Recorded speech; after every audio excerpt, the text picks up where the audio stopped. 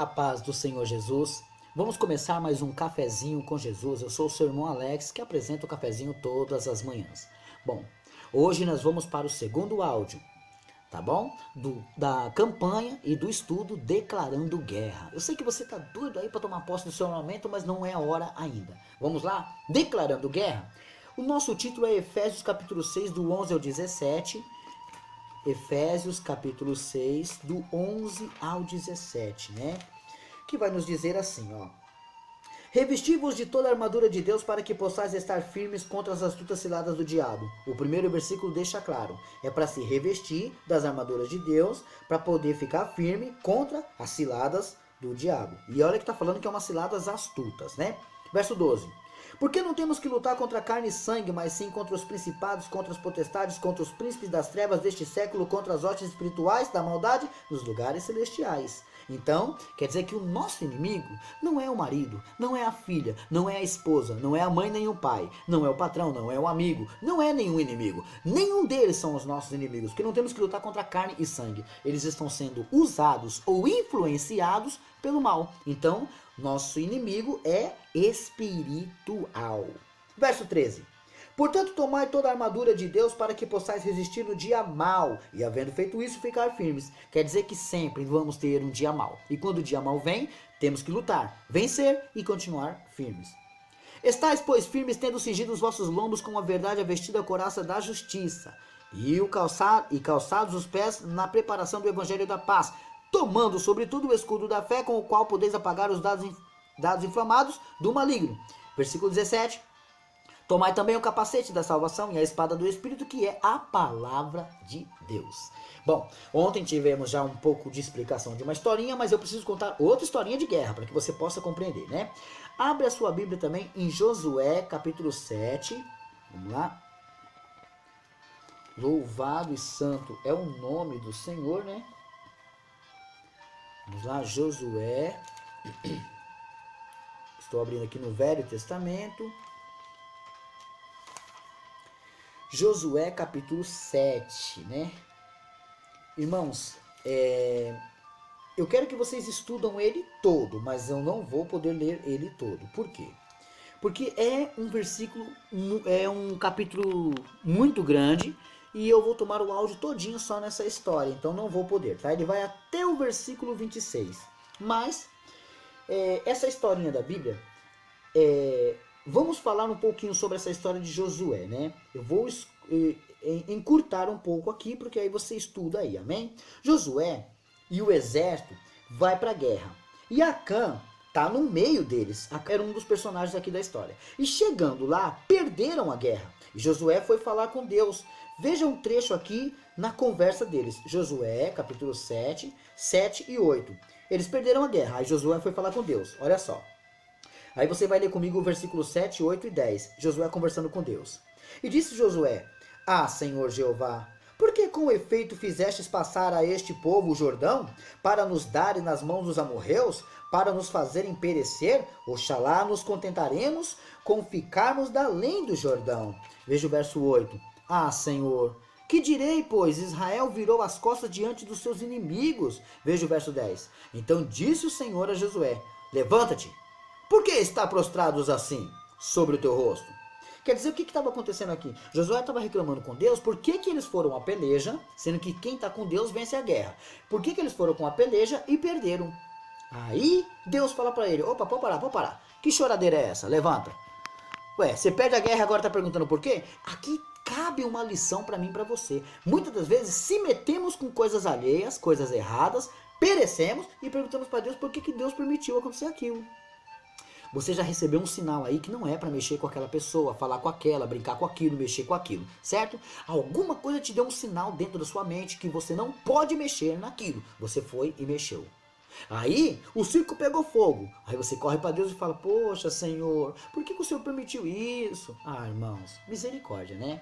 Então nós entendemos aqui um pouquinho sobre essa história, que Josué vai falar com Deus e tal, e ele começa a querer entender Deus por que sobreveio essa história toda.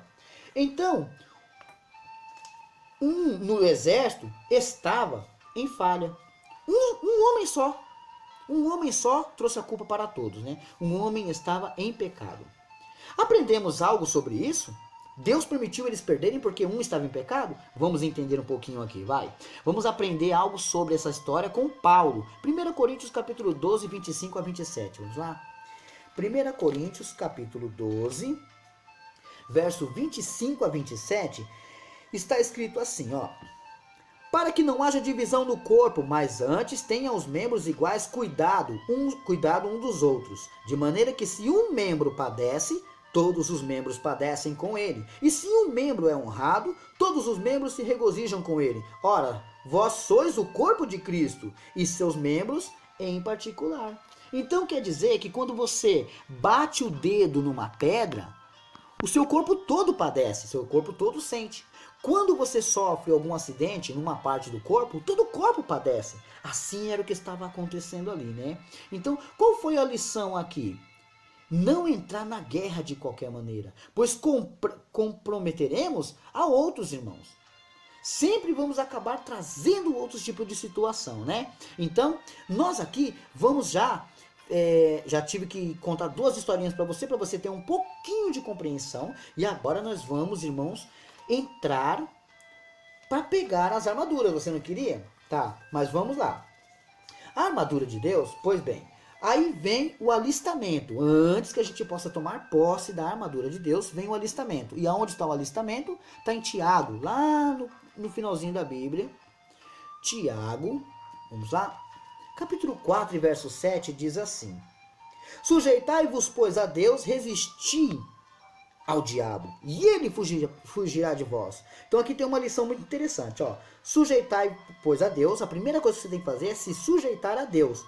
Mas comigo é assim, não, então não adiantou. Se você tem que se sujeitar, ser sujeito a servir a Deus, sujeitar-se a Deus. Depois que você se sujeitar a Deus, você resista. Não é para fugir dele, é para resistir, é para ficar de pé até ele sair. Resistir ao diabo, e ele fugirá de vós. Tem muita coisa errada na igreja. Sabe o que está acontecendo? Muitos não estão se sujeitando a Deus. Eles não resistem ao diabo e eles fogem do diabo. Tá vendo? Então o alistamento começa aqui.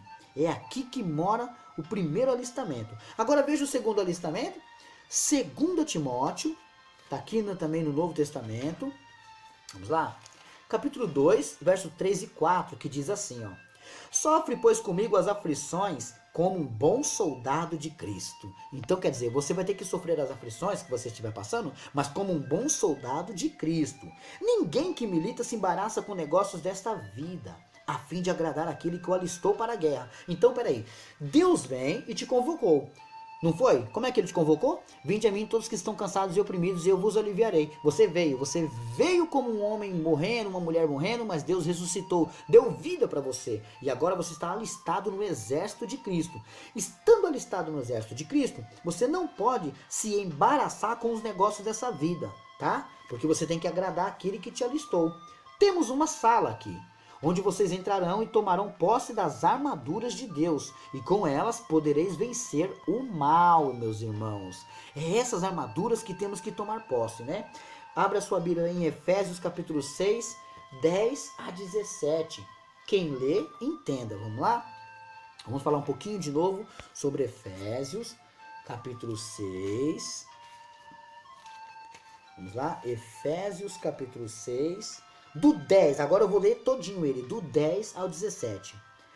No demais, irmãos meus, fortalecei-vos no Senhor e na força do seu poder. Revesti-vos de toda a armadura de Deus para que possais estar firmes contra as astutas ciladas do diabo, porque não temos que lutar contra carne e sangue, mas sim contra os principados, contra as potestades, contra os príncipes das trevas deste século, contra as hostes espirituais da maldade nos lugares celestiais. Portanto, tomai toda a armadura de Deus, para que possais resistir no dia mau, e havendo feito isso, tudo ficar firmes. Estais, pois, firmes, tendo cingidos os vossos lombos na verdade, vestido a couraça da justiça, e calçando os pés na preparação do evangelho da paz, tomando sobretudo o escudo da fé, com o qual podereis apagar os dardos inflamados do maligno. Tomais também o capacete da salvação e a espada do Espírito, que é a palavra de Deus. Esse armamento que está sendo preparado para ser entregue a você, você só tem que entender uma questão aqui, irmãos. Para de lutar contra o seu marido. Para de lutar contra a sua mulher. Para! O seu esforço está sendo em vão, porque a sua luta não é contra eles. Há uma legião de demônios que lutam e que usam, porque a pessoa começa a beber, fumar, vira escravo do pecado, o pecado vem do diabo, o diabo já tem os seus anjos caídos escravizam as pessoas, né? Você pode olhar para uma pessoa e falar assim, você tem coragem de correr e sentar a cabeça na parede? Ela vai dizer que não. Mas uma pessoa possessa tem, porque já não é ela mais que tem o controle. Quem tem o controle é o diabo. Então o inimigo faz com que eles ficam assim. Quantas obras de macumbas estão sendo desfeitas? Quantas obras de feitiçaria estão sendo desfeitas? Quantas pessoas estão sendo escravos nesse exato momento? Tem muita gente que vem para Deus, acha que é soldado e não é. Primeiro você tem que treinar. Primeiro você tem que ter um bom treinamento do seu pastor. Tem que obedecer o seu pastor para que você possa sair na peleja e lutar. Sabe quantos lares nesse exato momento precisa de uma campanha? Quantas pessoas precisam de oração para que se liberte? Outrora aquela pessoa era uma pessoa ativa, feliz, contente, do nada entra uma depressão. Depressão, para mim, com certeza é uma doença espiritual. Doença, irmãos, que remédio nenhum vai conseguir dominar ou tirar a pessoa daquilo. A depressão, a maioria das vezes, é causada por espíritos malignos e faz com que pessoas venham, irmãos, cada vez mais se deprimir.